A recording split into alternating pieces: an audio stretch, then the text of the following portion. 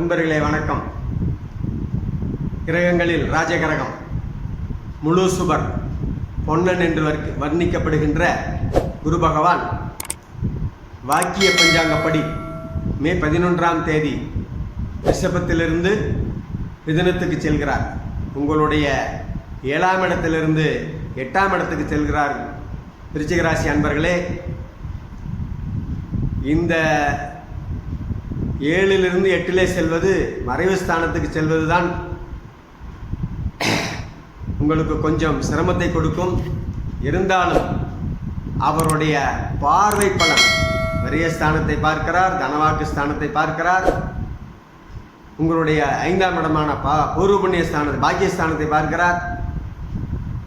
அந்த ஸ்தான பார்வை பலன்களாலே உங்களுடைய குருபலன் அதிகரித்து விரயங்களை நல்ல சுப விரயங்களை கொடுக்க இருக்கிறார்.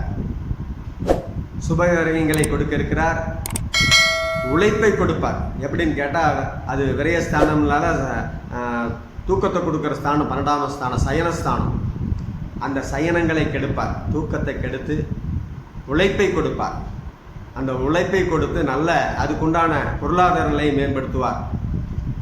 அவர் தனவாக்கு ஸ்தானத்தையும் பார்க்குறாரு. உங்களுடைய 2ஆம் இடத்தை தனவாக்கு ஸ்தானம் பார்க்கறதுனால பொருளாதார நிலையில் நல்ல மாற்றம், குடும்பங்களில் இருந்த சிரமங்களை குறைக்கிறார்.